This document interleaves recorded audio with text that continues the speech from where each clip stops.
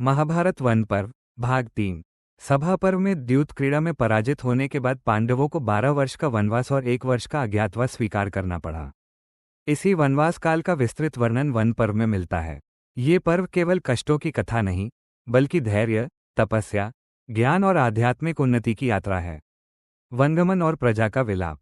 जब पांडव द्रौपदी के साथ वन की ओर प्रस्थान करने लगे, तब हस्तिनापुर की प्रजा अत्यंत दुखी हुई। लोग धर्मराज युधिष्ठिर को रोकना चाहते थे, पर उन्होंने धर्म का पालन करते हुए वनवास स्वीकार किया। विदुर और कुंती का हृदय भी व्याकुल था, पर नियति को कौन टाल सकता था। काम्यक और द्वैतवन में निवास। पांडव प्रारंभ में काम्यक वन में रहे और बाद में द्वैतवन में निवास किया। वन का जीवन कठिन था, न राजसी सुख न वैभव, परंतु पांडवों ने धैर्य और संयम से सब सहन किया। अनेक ऋषि मुनि उनसे मिलने आते और उन्हें धर्म, नीति और जीवन के गूढ़ रहस्य बताते। श्रीकृष्ण का आगमन। वनवास के दौरान श्रीकृष्ण पांडवों से मिलने आए। द्रौपदी ने अपने अपमान की पीड़ा व्यक्त की। श्रीकृष्ण ने उन्हें आश्वासन दिया कि अधर्म का अंत निश्चित है और समय आने पर न्याय अवश्य मिलेगा। यह विश्वास पांडवों के लिए शक्ति का स्रोत बना। अर्जुन की तपस्या और दिव्यास्त्र प्राप्ति।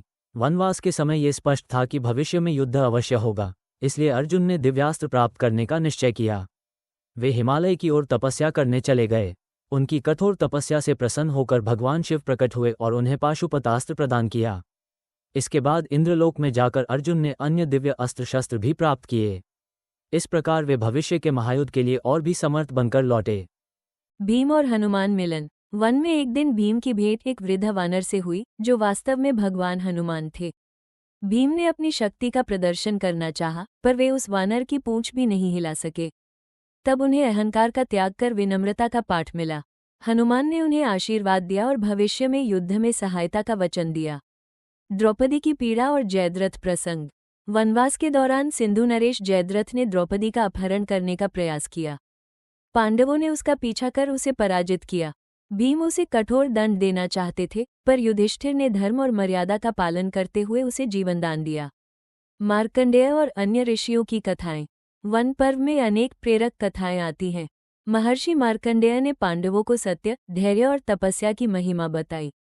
नल दमयंती की कथा भी इसी पर्व में वर्णित है, जो विपत्ति में धैर्य और प्रेम का अद्भुत उदाहरण है। यक्ष प्रश्न। वनवास के अंतिम चरण में एक दिन भीम, नकुल, सहदेव और अर्जुन एक सरोवर से जल पीते ही अचेत हो गए। वहां एक यक्ष ने युधिष्ठिर से अनेक गूढ़ प्रश्न पूछे। युधिष्ठिर ने धैर्य और बुद्धिमत्ता से सभी प्रश्नों के उत्तर दिए। प्रसन्न होकर यक्ष ने उनके भाइयों को पुनर्जीवित कर दिया। ये प्रसंग युधिष्ठिर की धर्मनिष्ठा, ज्ञान और संयम का सर्वोच्च उदाहरण है। वनवास का समापन। 12 वर्षों का वनवास पूर्ण हुआ। पांडवों ने कठिन तपस्या, संघर्ष और आत्मसंयम से इस समय को व्यतीत किया। अब उन्हें 1 वर्ष अज्ञातवास में रहना था, जहां उनकी पहचान गुप्त रहनी आवश्यक थी। इस प्रकार वन पर्व का अंत होता है और कथा आगे बढ़ती है विराट पर्व भाग 4 की ओर। वन पर्व का महत्व। वन पर्व हमें सिखाता है कि विपत्ति के समय धैर्य, ज्ञान और आत्मसंयम ही मनुष्य की सबसे बड़ी शक्ति होते हैं।